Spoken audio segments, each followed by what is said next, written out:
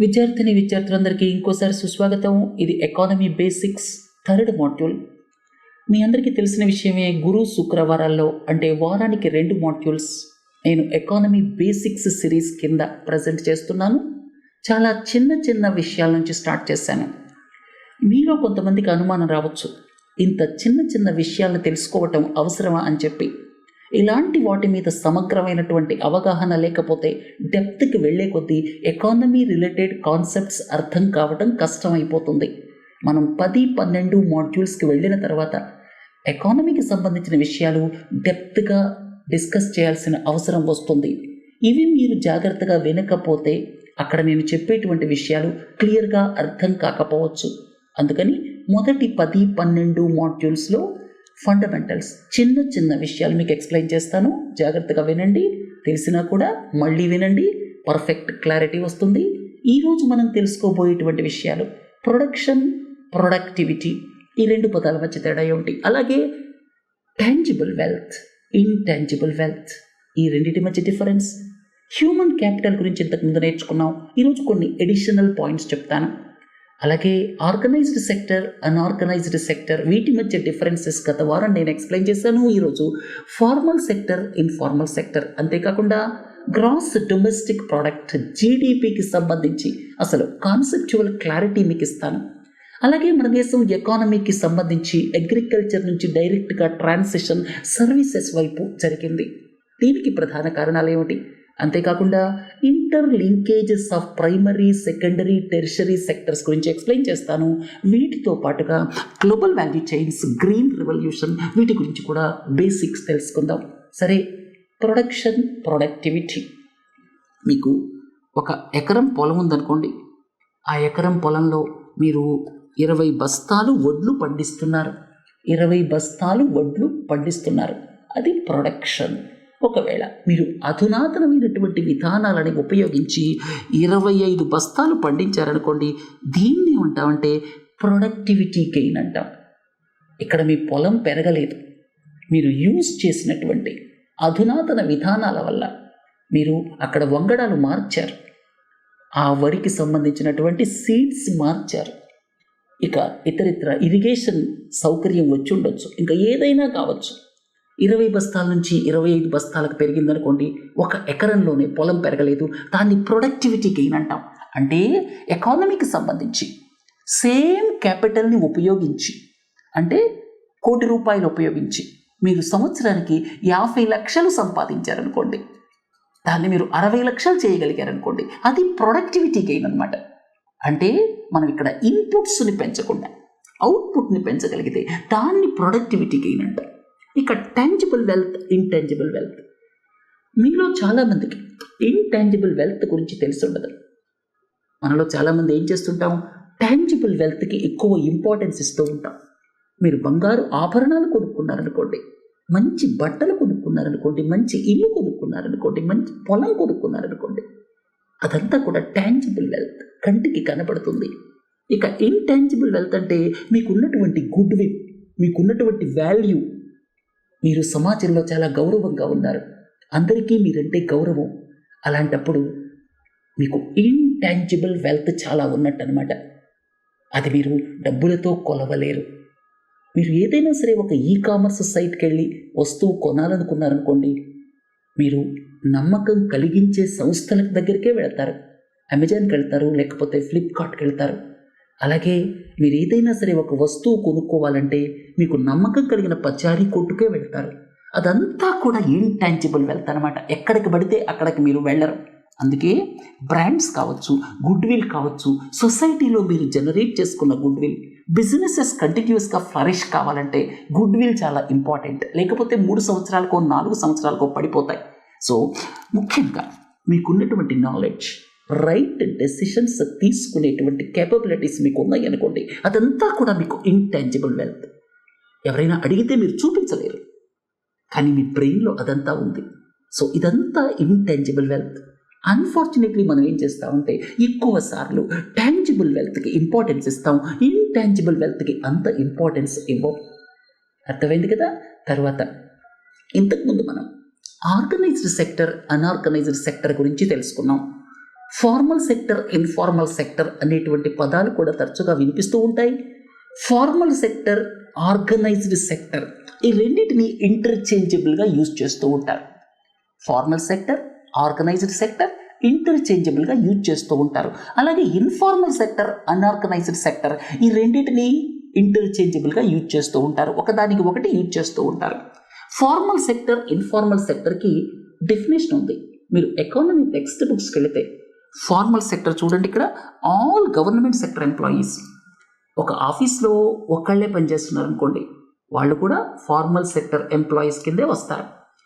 అందరూ ప్రభుత్వ సంస్థల ఉద్యోగులందరూ కూడా ఫార్మల్ సెక్టర్. ఎందుకంటే వాళ్ళకి రెగ్యులర్ శాలరీస్ వస్తాయి, రెగ్యులర్ అవర్స్ ఉంటాయి, అలాగే రిటైర్మెంట్ బెనిఫిట్స్ ఉంటాయి, అన్ని రకాల ఫెసిలిటీస్ ఉంటాయి కదా, అది ఫార్మల్ సెక్టర్ కిందకు వస్తుంది. అలాగే ఫర్మ్స్ ఆర్ ఆర్గనైజేషన్స్ 10 మంది కానీ అంతకంటే ఎక్కువ మందిని రెగ్యులర్గా ఎంప్లాయ్ చేయాలి. ఒకరోజు 15 మంది, రెండో రోజు 3, అలా కాదు. 10 మంది కానీ అంతకంటే ఎక్కువ కానీ సంస్థలు రెగ్యులర్గా ఎంప్లాయ్ చేస్తే అది కూడా ఫార్మల్ సెక్టర్ కిందకు వస్తుంది. దీన్ని ఆర్గనైజ్డ్ సెక్టర్ అని కూడా అంటాం. సో ప్రభుత్వ ఉద్యోగులందరూ ప్రైవేట్ సంస్థలకు సంబంధించి రెగ్యులర్గా 10 కానీ అంతకంటే ఎక్కువ కానీ ఉద్యోగుల్ని ఎంప్లాయ్ చేస్తే ఫార్మల్ సెక్టర్ అంటాం అన్నమాట. దీన్నే ఆర్గనైజ్డ్ సెక్టర్ అని కూడా అంటాం. తరువాత మీకు ఆర్గనైజేషన్స్ ఏవైతే ఉన్నాయో వీటి రిజిస్ట్రేషన్స్ ఉంటాయన్నమాట. అంటే మీరు బిజినెస్ చేయాలనుకోండి, బిజినెస్ చేయాలంటే మీకు పబ్లిక్ లిమిటెడ్ కంపెనీ ద్వారా చేయొచ్చు, ప్రైవేట్ లిమిటెడ్ కంపెనీ ద్వారా చేయొచ్చు, అలాగే లిమిటెడ్ లయబిలిటీ కంపెనీ ద్వారా చేయొచ్చు. సో ఇలాంటి సంస్థల స్థాపన ఏదైతే ఉందో public limited companies, private limited companies, limited liability partnerships, ఇలాంటి వాటినన్నిటినీ మనం నార్మల్గా ఏమంటామంటే ఆర్గనైజ్డ్ సెక్టర్ అంటాం అన్నమాట. ఎందుకంటే ఇక్కడ ఈ 3 రకాలుగా బిజినెస్ చేసినప్పుడు public limited, private limited, limited liability partnerships, ఇక్కడ జరిగేటువంటి కార్యకలాపాలన్నీ ప్రభుత్వానికి తెలుస్తాయి. ఎందుకంటే ఇక్కడ మీరు యాన్యువల్ ఆడిటెడ్ రిపోర్ట్స్ ప్రొడ్యూస్ చేస్తారు. అర్థమైంది కదా, యాన్యువల్ ఆడిటెడ్ రిపోర్ట్స్ ప్రొడ్యూస్ చేస్తారు కాబట్టి ఇక్కడ జరిగేటువంటి కార్యకలాపాలన్నీ కూడా ప్రభుత్వానికి తెలుస్తాయి.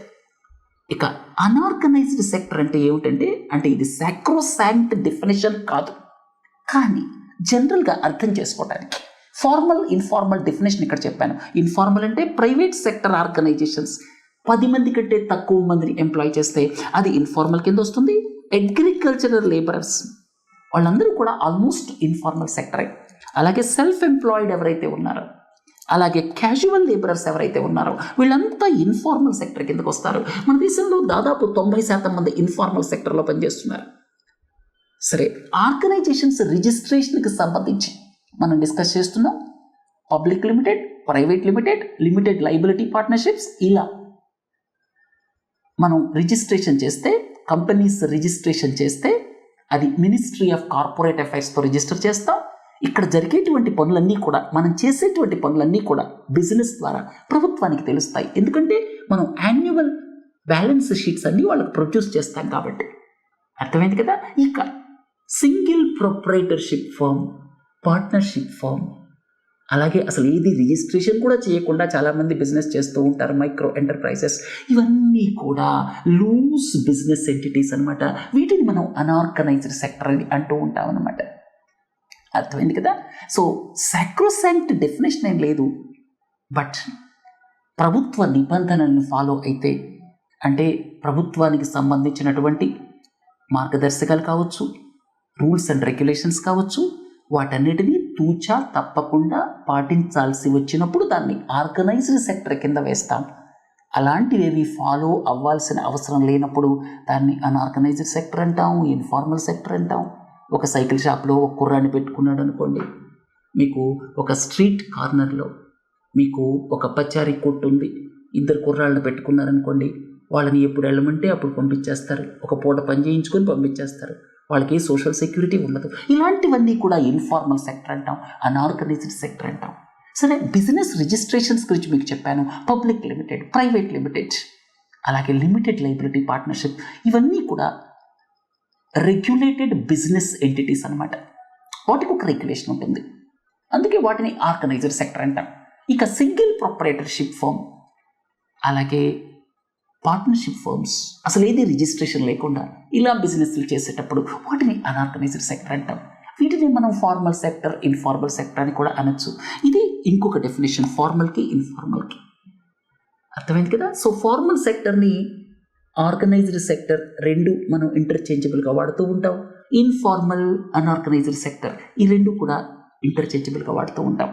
సరే, ప్రొడక్షన్ ఆఫ్ గూడ్స్ అండ్ సర్వీసెస్కి సంబంధించి ఏమేం కావాలి మనం చూస్తూ ఉంటాం. ఈ పెన్ను ప్రొడ్యూస్ చేస్తారు, అలాగే దీన్ని ప్రొడ్యూస్ చేస్తారు, ల్యాప్టాప్స్ ప్రొడ్యూస్ చేస్తారు, రకరకాల కాంపోనెంట్స్. అలాగే డాక్టర్ గారి దగ్గరికి వెళితే మీకు వైద్యం చేస్తారు.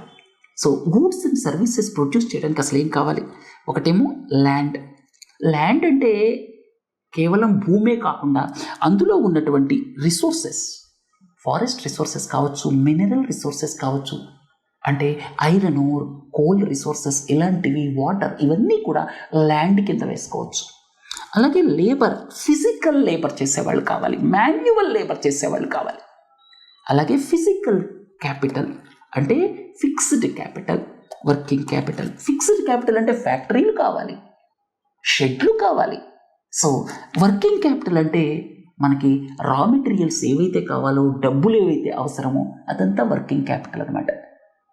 అర్థమైంది కదా. సో ఇక్కడ హ్యూమన్ క్యాపిటల్, బ్రెయిన్ ఉంటేనే కదా ఎంటర్ప్రినర్షిప్ స్టార్ట్ చేసేది.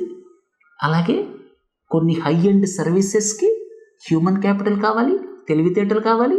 ఇక్కడ డిఫరెన్స్ ఏంటంటే లేబర్కి హ్యూమన్ క్యాపిటల్కి, హ్యూమన్ క్యాపిటల్ అనేటువంటిది మైండ్తో చేసేటువంటి పని.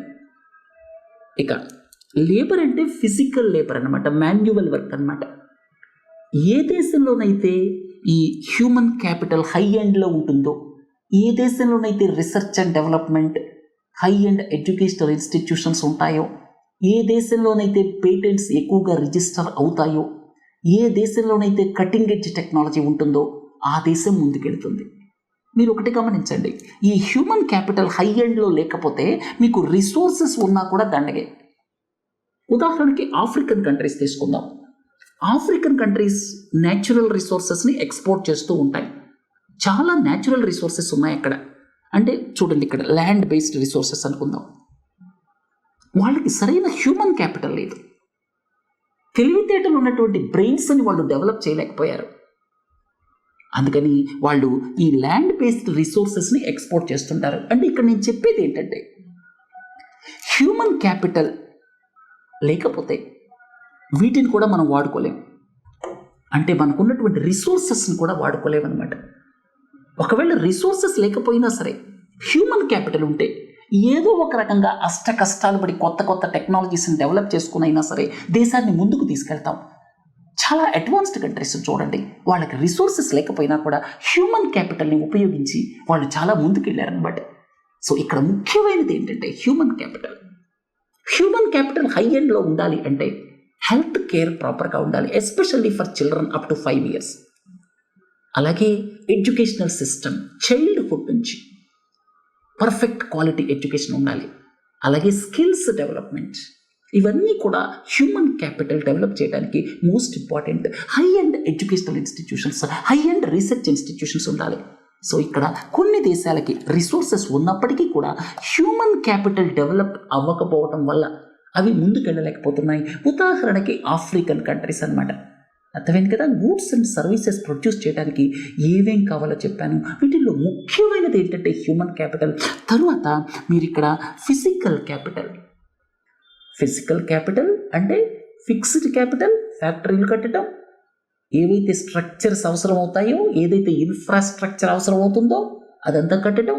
అలాగే వర్కింగ్ క్యాపిటల్, రోజువారీ బిజినెస్ చేయడానికి డబ్బులు కావాలి. సో ఇక్కడ ముఖ్యమైన విషయం ఏంటంటే హ్యూమన్ క్యాపిటల్ని మనం హై ఎండ్లో డెవలప్ చేస్తే మనం న్యాచురల్ రిసోర్సెస్ ఒకవేళ మన దేశంలో లేకపోయినా ఉన్న వాటిని మనం ప్రాపర్గా యూజ్ చేయగలుగుతాం.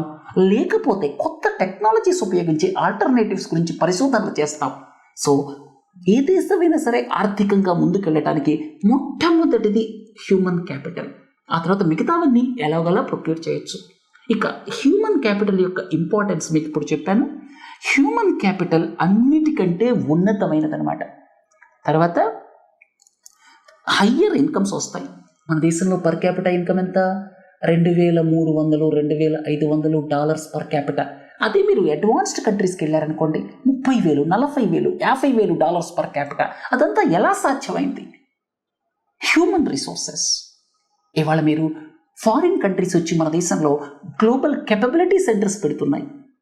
వాళ్ళ రీసెర్చ్ అండ్ డెవలప్మెంట్ని మన దేశంలో చేయిస్తున్నారు. ఈ మధ్య గత 10 సంవత్సరాల కాలంలో ఇది బాగా పెరిగింది. ఎందుకని? మన దేశంలో ఐఐటీస్ అలాగే హై ఎండ్ ఇన్స్టిట్యూషన్స్ కొన్ని ఉండటం వల్ల ఐఐటీస్ ఎన్ఐటీస్ లాంటివి వాళ్ళల్లో ఉన్న వాళ్ళని ఎంగేజ్ చేసి వాళ్ళకి కావలసినటువంటి సర్వీసెస్ని ఇక్కడ చేయించుకుంటున్నారు. సో మోస్ట్ ఇంపార్టెంట్ ఫ్యాక్టర్ ఏంటంటే హ్యూమన్ క్యాపిటల్. ఇక్కడ చూడండి, human capital, land and physical క్యాపిటల్ని యూజ్ చేయడానికి హ్యూమన్ క్యాపిటల్ కావాలి. కానీ ల్యాండ్ అండ్ ఫిజికల్ క్యాపిటల్ ఏదైతే ఉందో, అంటే డబ్బులు ఉన్నా సరే, రిసోర్సెస్ ఉన్నా సరే, హ్యూమన్ క్యాపిటల్ డెవలప్ అవ్వకపోతే వాటిని మనం సరిగా యూజ్ చేసుకోలేమన్నమాట. సరే, గ్రాస్ డొమెస్టిక్ ప్రోడక్ట్ అంటే ఏమిటి? గ్రాస్ డొమెస్టిక్ ప్రోడక్ట్ అంటే ఏమిటంటే మీరు ఇక్కడ ఒకసారి చూడండి. ప్రైమరీ సెక్టర్ మనం ఇంతకుముందు నేర్చుకున్నాం. న్యాచురల్ ప్రోడక్ట్స్ మీద ఆధారపడి ఉండేది ప్రైమరీ సెక్టర్. ఇక సెకండరీ సెక్టర్ అంటే ఆ న్యాచురల్ ప్రోడక్ట్స్ని ఉపయోగించి మనం రకరకాల ప్రోడక్ట్స్ తయారు చేస్తాం. అలాగే tertiary sector, services, education, health care, రకరకాల సాఫ్ట్వేర్ సర్వీసెస్. సో టోటల్ ఈ మూడిటి ద్వారా ఎంతైతే ఫైనల్ వాల్యూ ప్రొడ్యూస్ అవుతుందో దాన్ని గ్రాస్ డొమెస్టిక్ ప్రోడక్ట్ అంటారు. గత సంవత్సరంతో పోలిస్తే ఎంత పెరిగింది అనేటువంటిది క్యాలిక్యులేట్ చేయడానికి జీడిపి గ్రోత్ అంటామన్నమాట. 7%, 6% అని చెప్పి మీకు real GDP, nominal GDP, GNP, NNP అవన్నీ తర్వాత చెప్తాను. ముందు ఫండమెంటల్స్ తెలుసుకోండి. అందుకే మీకు ఇంతకుముందే చెప్పాను, 10-12 మాడ్యూల్స్ దాకా నేను బేసిక్స్ మీదే కాన్సన్ట్రేట్ చేస్తాను. ఇక్కడ చూడండి, value of final goods and services produced. Final value అనమాట. మీరు మధ్యలో ఉన్న వాల్యూని కూడా కలిపారనుకోండి, డబుల్ ట్రిపుల్ అయిపోతుంది. దానికి కూడా మీకు ఎక్స్ప్లెనేషన్ ఇస్తాను.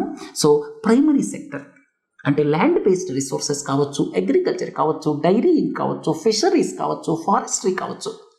ఆ రిసోర్సెస్ని ఉపయోగించి మీరు ఇండస్ట్రీస్ని డెవలప్ చేయొచ్చు, కన్స్ట్రక్షన్, ఇళ్ళు కట్టచ్చు, ఫ్యాక్టరీలు కట్టచ్చు, రకరకాల ఫ్యాక్టరీ మెషినరీని మీరు డెవలప్ చేసుకోవచ్చు. అదంతా సెకండరీ సెక్టర్ కిందకు వస్తుంది. ఇక టెరిషరీ సెక్టర్ అంటే కావలసిన సర్వీసెస్, కావలసినటువంటి సాఫ్ట్వేర్ డెవలప్ చేయడం. ఇలా ఈ కాంపోనెంట్స్ ద్వారా, ఈ సెక్టర్స్ ద్వారా మీరు టోటల్ ఫైనల్ వాల్యూ ఎంత క్రియేట్ చేస్తున్నారు అనేది టోటల్ జీడిపి కిందకు వస్తుంది. సో ఇప్పుడు 2023-24 ఆర్థిక సంవత్సరం మనం చూస్తే టోటల్ జీడిపి మన దేశానికి సంబంధించి $3.7 ట్రిలియన్ ఉంది. $3.7 ట్రిలియన్. అదే చైనా విషయానికి వస్తే దాదాపు $19 ట్రిలియన్. అమెరికా విషయానికి వస్తే దాదాపుగా $25-26 ట్రిలియన్ ఉంది. మీకు ఇంతకుముందు ఫైనల్ వాల్యూ చెప్పాను. మీరు ఇక్కడ కాటన్, దీన్ని ఉపయోగించి మీరు క్లాత్ తయారు చేశారు. ఆ క్లాత్ దాన్ని ఉపయోగించి ఫైనల్గా ఒక షర్ట్ తయారు చేశారు. ఇక్కడ కాటన్ వాల్యూ 100 అనుకోండి, క్లాత్ వాల్యూ 200 అనుకోండి, షర్ట్ వాల్యూ 300 అయింది. అంతే కదా. కుట్టాలి, రకరకాల ప్రాసెసెస్ ఉంటాయి. ఇక్కడ మీరు ఇవన్నీ యాడ్ చేసుకుంటూ వచ్చారనుకోండి, ఈ 100, ఈ 200, ఈ 300 అన్నీ యాడ్ చేసుకుంటూ వచ్చారనుకోండి, అప్పుడు డబుల్ కౌంటింగ్, ట్రిపుల్ కౌంటింగ్ అయిపోతాయి. అసలు ఫైనల్ ప్రోడక్ట్ ఏమొచ్చింది? కాటన్ కొంత వాల్యూ ఉంది, బాగానే ఉంది. తర్వాత కొంత మిషనరీ, కొంత లేబర్, తర్వాత క్లాత్ తయారు చేసాం. ఫైనల్గా ఆ క్లాత్ని మనం రకరకాలుగా కట్ చేసుకుని టైలర్ ద్వారా షర్ట్ తయారు చేసాం. ఈ షర్ట్ యొక్క వాల్యూనే మనం తీసుకోవాలి. ఇక్కడ మనం ఈ ఇంటర్మీడియట్ అలాగే ఇనిషియల్ ప్రోడక్ట్స్ తీసుకున్నాం అనుకోండి, అది డబుల్ కౌంటింగ్, ట్రిపుల్ కౌంటింగ్ అయిపోతాయి. ఎందుకంటే వాల్యూ ఎడిషన్ జరిగింది ఇక్కడ. మీకు వాల్యూ ఎడిషన్ అనేటువంటి పదం కూడా తరచుగా వార్తల్లోకి వస్తూ ఉంటుంది. వాల్యూ ఎడిషన్ ఇక్కడ ఏం జరిగింది? ఇక్కడ కాటన్ని వాల్యూ ఎడిషన్ ద్వారా మనం క్లాత్ చేసాం. మీకు ఇంతకుముందే చెప్పాను, హ్యూమన్ క్యాపిటల్ లేకపోతే ఇవన్నీ చేయలేం కదా. ఉదాహరణకి ఆఫ్రికన్ దేశాల్లో కూడా కాటన్ పండుతుంది. వాళ్ళు ఏం చేస్తారు?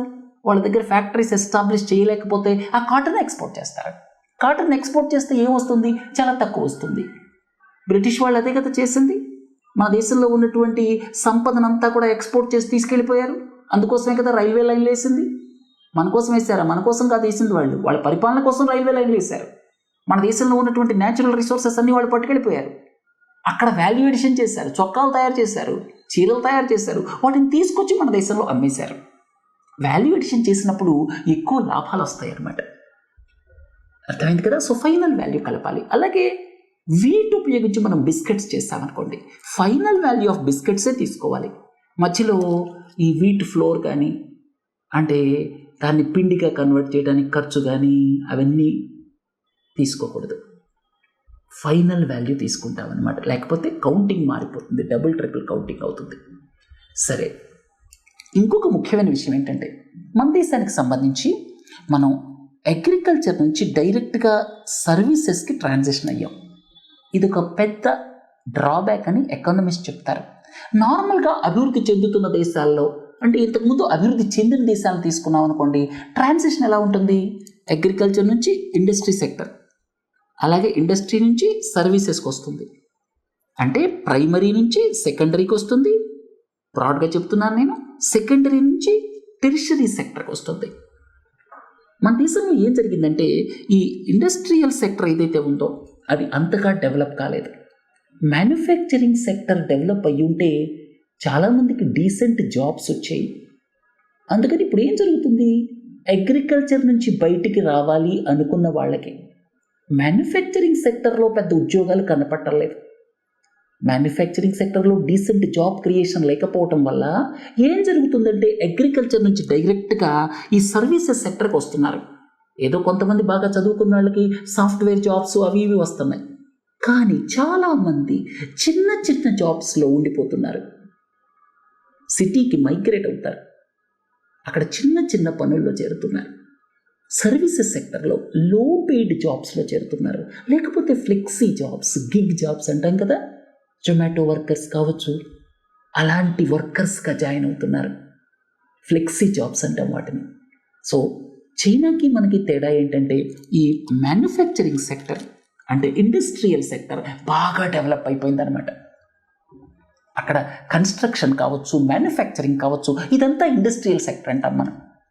ఇదంతా కూడా బాగా డెవలప్ అవటం వల్ల ఎక్కువ మందికి ఇక్కడ ఉద్యోగ అవకాశాలు క్రియేట్ అయ్యాయన్నమాట. ఎక్కువ మందికి ఇక్కడ ఉద్యోగ అవకాశాలు క్రియేట్ అవ్వటం వల్ల ట్రాన్సిషన్ ఎలా జరిగిందంటే, అగ్రికల్చర్ నుంచి ఇండస్ట్రీకి, ఇండస్ట్రీ నుంచి సర్వీసెస్కి జరిగింది. బట్ మన దేశంలో మ్యానుఫ్యాక్చరింగ్ సెక్టర్ మీరు గమనిస్తే గత 30 సంవత్సరాలుగా మ్యానుఫ్యాక్చరింగ్ సెక్టర్ వాటా జీడిపిలో 15-16% దగ్గరే ఉండిపోయింది. చైనా విషయానికి వస్తే 25-30% వెళ్ళిపోయింది. సో దీని మూలంగా మనకి డీసెంట్ జాబ్స్ రావటం లేదు. తర్వాత 3 సెక్టర్స్ కూడా ఇంటర్లింక్డ్. మీరు చూడండి, ప్రైమరీ సెక్టర్, ఇక్కడ మనం ఐరన్ ఓర్ ఉందనుకోండి, ఐరన్ ఓర్ని ఉపయోగించి మనం ఏం చేస్తాం? స్టీల్ తయారు చేసాం. అయితే ఈ ఐరన్ ఓర్ని ట్రాన్స్పోర్ట్ చేయడానికి ఈ డంపర్స్ని వాడామనుకోండి ఐరన్ ఓర్ ట్రాన్స్పోర్టేషన్కి. ఆ ట్రాన్స్పోర్టేషన్ అనేది ఏదైతే ఉందో, ఒక ప్రాంతం నుంచి ఇంకో ప్రాంతానికి నేను వెళ్ళాను అనుకోండి, అది సర్వీసెస్ సెక్టర్ కింద వస్తుంది, లేకపోతే టెరిషరీ సెక్టర్ కింద వస్తుంది. కానీ ఈ ట్రక్ కానీ డంపర్ కానీ తయారు చేయటం ఏదైతే ఉందో అది సెకండరీ సెక్టర్, ఇండస్ట్రియల్ సెక్టర్ కింద వస్తుంది. అలాగే మనం ఈ స్టీల్ని తీసుకొచ్చి సిటీకి ట్రాన్స్పోర్ట్ చేస్తాం. ట్రాన్స్పోర్టేషన్ అనేది టెరిషరీ సెక్టర్. ట్రాన్స్పోర్టేషన్, ఒక ప్రాంతం నుంచి ఇంకో ప్రాంతానికి నేను బస్సులో వెళ్ళాను అనుకోండి, నేను వెళ్ళినటువంటిది సర్వీస్ అనమాట. ఇక్కడి నుంచి అక్కడికి నన్ను ట్రాన్స్పోర్ట్ చేసింది బస్సు. నేను ఈ ఊరు నుంచి ఆ ఊరు వెళ్ళటం అనేది టెరిషరీ సెక్టర్ కిందకు వస్తుంది. కానీ బస్సుని తయారు చేయటం అనేది ఇండస్ట్రియల్ సెక్టర్ కింద వస్తుంది. సో ఇవన్నీ కూడా ఇంటర్లింక్డ్ అనమాట. మీరు ఇక్కడ తయారైనటువంటి స్టీల్ని ఒక కన్స్ట్రక్షన్ సైట్కి చేర్చారనుకోండి, ఇక్కడ ట్రక్కులు వాడతారు, మీరు ట్రైలర్స్ వాడతారు. ఈ ట్రాన్స్పోర్టేషన్ అనేటువంటిది టెరిషరీ సెక్టర్. అలాగే ఈ ట్రైలర్ మ్యానుఫ్యాక్చరింగ్ అనేటువంటిది సెకండరీ సెక్టర్ అనమాట, అంటే ఇండస్ట్రియల్ సెక్టర్ అని చెప్పచ్చు. ఈ ఇల్లు కడుతున్నారు చూడండి, ఈ పెద్ద పెద్ద బిల్డింగులు, అది కూడా సెకండరీ సెక్టరే. మనకున్నటువంటి న్యాచురల్ రిసోర్సెస్ని ఉపయోగించి రకరకాల కాంపోనెంట్స్ తయారు చేసుకొని, సిమెంట్, స్టీల్ లాంటివి తయారు చేసుకొని వాటిని కన్స్ట్రక్షన్కి వాడతామన్నమాట. సరే, ఇక్కడ ఇంకొక ఎగ్జాంపుల్ చూడండి. ఇక్కడ కాటన్ ఏదైతే పండుతుందో, ప్రత్తి పండినప్పుడు అక్కడ ఉన్నటువంటి ఆ దూదిని తీసుకొచ్చి మనం ఇక్కడ కాటన్ తయారు చేయడానికి, టెక్స్టైల్ తయారు చేయడానికి వాడుతున్నాం. కానీ ట్రాన్స్పోర్టేషన్ ఏదైతే చేస్తామో అది టెరిషరీ సెక్టర్ కింద వస్తుంది. ట్రాన్స్పోర్ట్ చేయడానికి వాడేటువంటి ఈ ట్రక్ ఏదైతే ఉందో అది ఇండస్ట్రియల్ సెక్టర్ లేకపోతే సెకండరీ సెక్టర్ కిందకు వస్తుంది. ఇక్కడ కూడా అంతే. దీన్ని తీసుకొచ్చి మనం షాపింగ్ మాల్లో పెట్టేస్తాం. ఈ ట్రాన్స్పోర్టేషన్ అనేది టెరిషరీ సెక్టర్. అలాగే ట్రాన్స్పోర్ట్ చేయడానికి వాడినటువంటి ట్రక్ ఏదైతే ఉందో అదేమో సెకండరీ సెక్టర్ కిందకు వస్తుంది. ఇక గ్లోబల్ వాల్యూ చైన్స్, మీరు ఉదాహరణకి ఐఫోన్ని తీసుకున్నారనుకోండి. ఐఫోన్ కాంపోనెంట్స్ ఏవైతే ఉన్నాయో దాదాపు 40-50 దేశాల్లో తయారవుతున్నాయి. ప్రస్తుతం ఉన్న స్ట్రాటజీ ఏంటంటే ఏ దేశంలో ఏ కాంపోనెంట్ తయారు చేయడానికి కాంపిటేటివ్ ఎడ్జ్ ఉందో, అంటే వయబుల్గా ప్రొడ్యూస్ చేయగలము, ఆ దేశానికి వెళ్ళి మ్యానుఫ్యాక్చరింగ్ చేస్తున్నారనమాట. సో ప్రస్తుతం ఉన్నటువంటి మ్యానుఫ్యాక్చరింగ్ సిస్టమ్ని గ్లోబల్ వాల్యూ చైన్స్ అంటాం. ఇవి చాలా దేశాల్లో కాన్సన్ట్రేట్ అయి ఉన్నాయి. ఎగ్జాంపుల్ కోసం నేను 5 దేశాలు మాత్రమే తీసుకున్నాను. 20-30 దేశాల్లో కాన్సన్ట్రేట్ అయి ఉన్నాయి. కానీ ప్రస్తుతం ఉన్నటువంటి జియో పొలిటికల్ టెన్షన్స్ మూలంగా ఈ గ్లోబల్ వాల్యూ చైన్స్ని సాధ్యమైనంత వరకు ఫ్రెండ్లీ కంట్రీస్ మధ్య ఎస్టాబ్లిష్ చేయాలి అని వేరు దేశాలు ప్రయత్నాలు చేస్తున్నాయి. ఇక్కడ చూడండి, ఈ ఎగ్జాంపుల్లో ఈ మనకి ఉదాహరణకి ఏదైనా ఐఫోన్ కావచ్చు, ఇంకేదైనా కాంపోనెంట్ కావచ్చు, R&D research and development United states of అమెరికాలో జరుగుతుంది. అలాగే కాంపోనెంట్స్ మ్యానుఫ్యాక్చరింగ్ చైనాలో జరుగుతుంది. అలాగే కొన్ని కాంపోనెంట్స్ థాయిలాండ్, మలేషియాలో జరుగుతుంది. అసెంబ్లీ ఇండియాలో జరుగుతుంది. కాల్ సెంటర్ పోలాండ్ లాంటి కంట్రీలో ఉండొచ్చు. ఇదంతా గ్లోబల్ వాల్యూ చైన్లో భాగం అనమాట. సో ఇవన్నీ కూడా గ్లోబల్ వాల్యూ చైన్స్ అనమాట. గ్లోబల్ వాల్యూ చైన్ అనగానే మీకు ఒకటి గుర్తు రావాలి, వేరు దేశాల్లో వాల్యూ క్రియేట్ అవుతుంది. అవన్నీ తీసుకొచ్చి ఒక చోట అసెంబుల్ చేస్తాం. ఒక్క దేశం ఇవాళ ఏ ప్రోడక్ట్ని కంప్లీట్గా మ్యానుఫ్యాక్చరింగ్ చేసే పరిస్థితి లేదనమాట. ఎందుకంటే ఒక్కొక్క దేశంలో ఒక్కొక్కటి తయారు చేయడానికి చాలా కాంపిటేటివ్ ఎడ్జ్లు ఉన్నాయి. ఇది ఇలా తయారు చేసిన ప్రోడక్ట్స్ అన్నిటినీ మన దేశంలో ఎందుకు అసెంబ్లీ చేస్తున్నారు? ఇక్కడ లేబర్ చీప్గా ఉంటారు కాబట్టి. రీసెర్చ్ అండ్ డెవలప్మెంట్ అమెరికాలోనే ఎందుకు జరుగుతుంది? అక్కడ హై అండ్ ఎడ్యుకేషనల్ ఇన్స్టిట్యూషన్స్ ఉన్నాయి కాబట్టి, హై అండ్ రీసెర్చ్ ఇన్స్టిట్యూషన్స్ ఉన్నాయి కాబట్టి. అయితే ఈ మధ్య చైనా లాంటి కంట్రీకి వెస్ట్రన్ కంట్రీస్తో వచ్చినటువంటి విభేదాల కారణంగా, జియో పొలిటికల్ టెన్షన్స్ మూలంగా ఈ గ్లోబల్ వాల్యూ చైన్స్ని రీఓరియంట్ చేయడానికి ఉపయోగించే స్ట్రాటజీస్ని రీషోరింగ్, ఫ్రెండ్ షోరింగ్, ఇలాంటి రకరకాల పదాలు వచ్చాయన్నమాట. సరే, చివరిది గ్రీన్ రెవల్యూషన్. 1960లో గ్రీన్ రెవల్యూషన్ రావటం మూలంగానే మనం ఇవాళ గుండె మీద చేసుకొని పడుకోగలుగుతున్నాం. కోవిడ్ వచ్చినప్పుడు కూడా మనం ఏమి భయపడలేదు. కోవిడ్ మూలంగా మనకేమి ఎఫెక్ట్ అవ్వలేదు. ఆహార పదార్థాలు పుష్కలంగా ఉన్నాయి. ఇతర దేశాల మీద డిపెండ్ అవ్వాల్సిన పని లేదు. దీనికి ప్రధాన కారణం గ్రీన్ రెవల్యూషన్ అన్నమాట. సో గ్రీన్ రెవల్యూషన్ 1960లో స్టార్ట్ అయింది. ఇప్పుడు మనం సర్ప్లస్ సిచ్యువేషన్లో ఉన్నాం అన్నమాట. ఇదేంటంటే హై ఈల్డింగ్ వెరైటీ సీడ్స్ వాడటం, అలాగే ఇరిగేషన్ ఫెసిలిటీస్ పెంపొందించటం, ఫెర్టిలైజర్ యూసేజ్ ఎక్కువ చేయటం, పెస్టిసైడ్ యూసేజ్ చేయటం, ఇలాంటి మెథడ్స్ ద్వారా మనం ప్రొడక్టివిటీని పెంచగలిగాం. ఇంతకుముందే ఫస్ట్ నేను ఎక్స్ప్లెయిన్ చేశాను ప్రొడక్టివిటీ అంటే ఏమిటో. మనం ప్రొడక్టివిటీని పెంచగలిగాం. అయితే దీని మూలంగా కొన్ని అనర్థాలు కూడా ఉన్నాయి. వాటిని మనం తర్వాత డిస్కస్ చేసుకుందాం రాబోయే లెక్చర్స్లో. ఇంతకుముందే చెప్పాను కదా, 10-12 మాడ్యూల్స్ దాకా మీకు బేసిక్స్ ఎక్స్ప్లెయిన్ చేయడానికి కాన్సన్ట్రేట్ చేస్తాను. కాస్త ముందుకు వెళ్ళిన తర్వాత వీటిల్లోకి కాస్త డెప్త్గా వెళదాం. సరే, రేపు 4వ మాడ్యూల్తో కలుద్దాం. నమస్తే.